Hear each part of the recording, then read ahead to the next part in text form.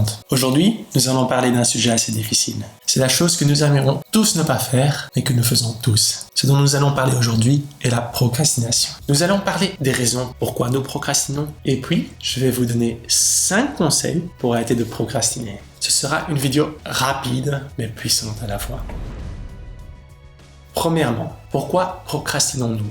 Il y a plusieurs raisons pour lesquelles nous remettons le lendemain. En général, on a peur de commencer, on a peur de quelque chose. Peut-être avons-nous peur d'échouer si on s'engage dans cette voie et de subir un échec. Peut-être avons-nous peur du succès, du fait que c'est un inconnu. On ne sait pas ce qu'il va se passer. Parfois, ça peut nous pousser à sortir de notre zone de confort. C'est donc une des raisons pour lesquelles la plupart des gens procrastinent.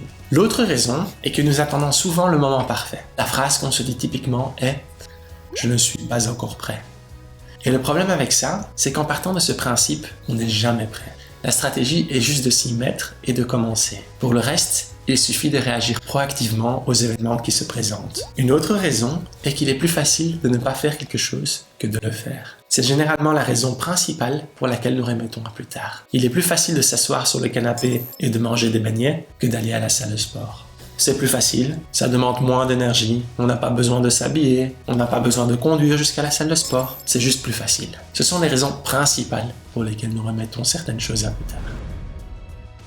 Alors, comment arrêter de procrastiner? Laissez-moi vous donner quelques conseils sur la façon d'arrêter de procrastiner. Ces conseils m'ont aidé tout au long de mon parcours et je suis sûr vous aideront aussi. Le premier conseil que je vais vous donner est de faire une liste de choses à faire. Tout le monde a déjà entendu ce conseil, ça ne paraît pas être un conseil bien spécifique, mais le but est alors, une fois que vous avez fait votre liste de choses à faire, de manger votre grenouille en premier chaque matin. Dans le livre Eat That Frog, Brian Tracy explique cette méthode pour arrêter de procrastiner. Laissez-moi vous expliquer en quoi cette méthode consiste. La plupart des gens font une liste de choses à faire. Mais voilà, si vous êtes un peu comme moi, c'est plus facile d'écrire une énorme liste de choses à faire contenant chaque chose qui doit être faite parce que ça nous donne donc la possibilité de voir tout ce qui doit être fait. Mais ce que vous devez vraiment faire, c'est prendre cette énorme liste de choses à faire et la réduire aux 3 premières ou plus importantes choses à faire. Parfois, vous devrez peut-être renoncer à certains autres éléments de cette liste. La plupart du temps, on trouve une des tâches faciles sur la liste, on la raye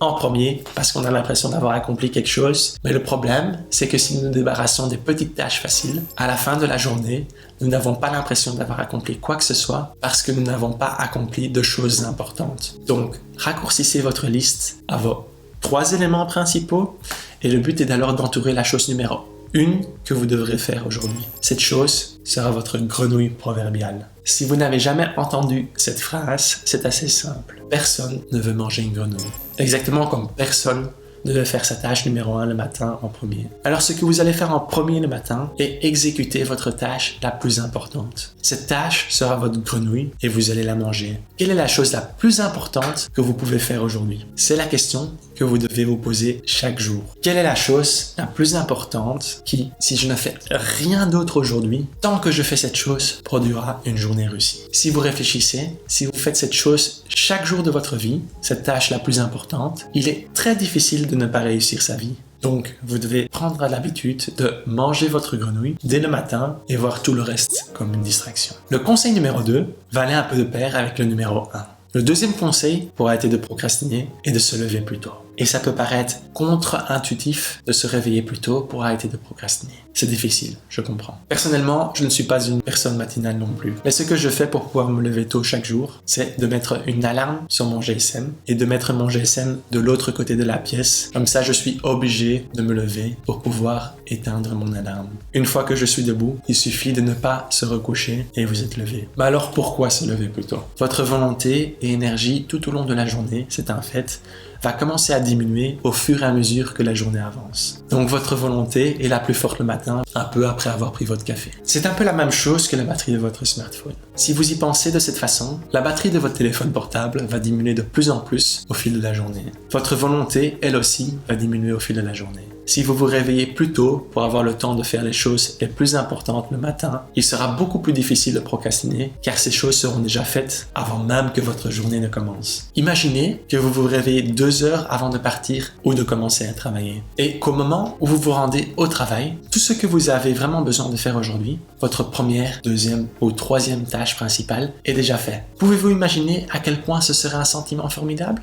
Le conseil numéro 2 est donc de vous réveiller plus tôt pour profiter du fait que votre volonté et énergie est la plus forte le matin. Le conseil numéro 3 est d'éliminer les tentations. Et ce que je veux dire par là, c'est que si votre objectif est d'aller à la salle de sport pour être en meilleure forme, éliminez la tentation qui vous pousse à ne pas le faire. Éliminez la nourriture, débarrassez-vous-en. Vous savez, par exemple, si vous venez chez moi, vous aurez du mal à trouver quelque chose à grignoter. Quand des amis viennent chez moi, j'ai déjà souvent eu le commentaire que je dois sans doute manger beaucoup à l'extérieur car je n'ai pas beaucoup de choses chez moi. La vérité est que je n'ai pas de choses à grignoter qui traînent chez moi et donc je n'ai pas l'air d'avoir beaucoup de nourriture car généralement, la nourriture qui peut rester à la maison pendant 1 mois sans devenir mauvaise est celle qui n'est pas bonne pour la santé. Éliminez la nourriture qui n'est pas bonne pour vous. Cette nourriture est aussi souvent la tentation. Si vous trouvez que vous passez un peu trop de temps à regarder la télé, annulez votre abonnement télé. C'est plus facile de procrastiner quand vous pouvez juste allumer votre télé et dire « Oh, je veux regarder la télé pendant 5 minutes. » Et puis vous savez, on l'a tous déjà fait. 3 heures plus tard, vous vous dites « Bon sang, qu'est-ce qui est arrivé à mon temps ?»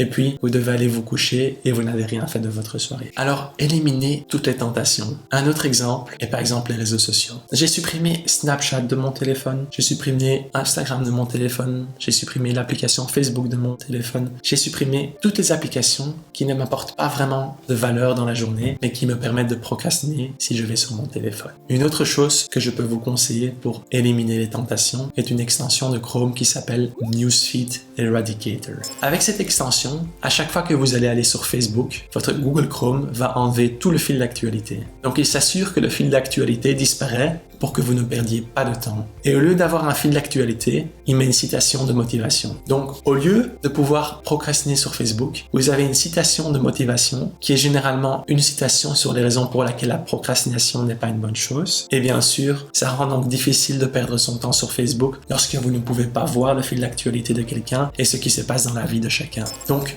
numéro 3, éliminer la tentation. Le numéro 4 est de se rappeler pourquoi c'est important. Vous savez, on pense toujours à l'obligation et non à l'opportunité. On pense à l'obligation de faire quelque chose et pas à ce qu'on va en retirer si on le fait. Alors, je vais vous donner un exemple. Si vous êtes un représentant commercial et que vous devez passer des appels téléphoniques, vous pensez sans doute à l'obligation de passer des coups de fil. Vous ne pensez pas à l'opportunité qui est par exemple le chèque de paye ou qui pourrait être d'être le numéro 1 dans votre bureau ou qui pourrait être la promotion que vous allez obtenir. Alors pensez à l'opportunité, pas à l'obligation. Rappelez-vous pourquoi c'est important. Un autre exemple où on pense souvent à l'obligation et pas à l'opportunité est d'aller à la salle de sport. Ce à quoi on pense, c'est qu'il faut s'habiller, aller à la salle de sport et une fois qu'on a fini, il faut prendre une douche, ce qui va prendre du temps. On pense au processus et à l'obligation d'aller à la salle de sport. Et bien sûr, on vient de passer une longue journée au boulot, je ne veux pas aller à la salle de sport, je préfère m'asseoir sur le canapé et manger des beignets. On pense à l'obligation et on ne pense pas à l'opportunité. L'opportunité, bien sûr, est comment on va se sentir quand on sera dans la meilleure forme de notre vie dans le futur. Combien notre corps se portera mieux si on mange sainement et combien d'énergie supplémentaire nous aurons à la fin de chaque journée parce que notre corps produit naturellement plus d'énergie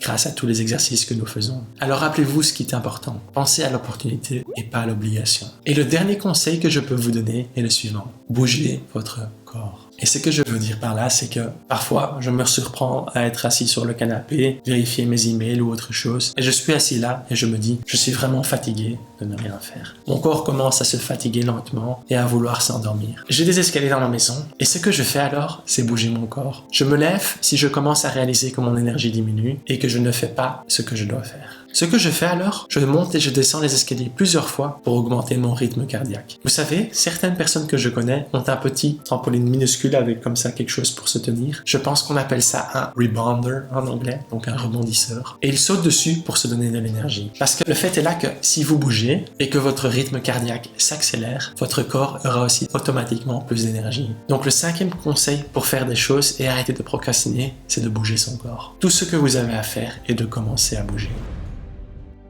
Laissez-moi vous rappeler les 5 conseils pour pouvoir conclure. Le numéro 1 est de faire une liste de choses à faire où la partie la plus importante de cette liste est votre grenouille. Vous devez alors manger cette grenouille dès le matin. Le numéro 2 est de se lever plus tôt pour pouvoir manger cette grenouille et avoir une journée très productive dès le début. Le numéro 3 est d'éliminer la tentation, se débarrasser de Snapchat, se débarrasser de Facebook, se débarrasser de la nourriture qui n'est pas bonne pour vous, se débarrasser de l'abonnement à la télévision et ainsi de suite. Le 4e point consiste à vous rappeler pourquoi c'est important. Pensez à l'opportunité et non à l'obligation. Et le numéro 5 finalement est de bouger votre corps. Faites bouger votre corps, faites quelque chose. Alors voilà les conseils. Si vous n'en tirez rien d'autre, je dirais, assurez-vous de manger votre grenouille chaque matin. J'apprécie énormément que vous êtes resté jusqu'à la fin de ma vidéo. Abonnez-vous sur ma chaîne YouTube et partagez cette vidéo avec un ami si vous l'aimez. Merci beaucoup, j'espère que vous passerez une excellente journée et je vous dis à la prochaine.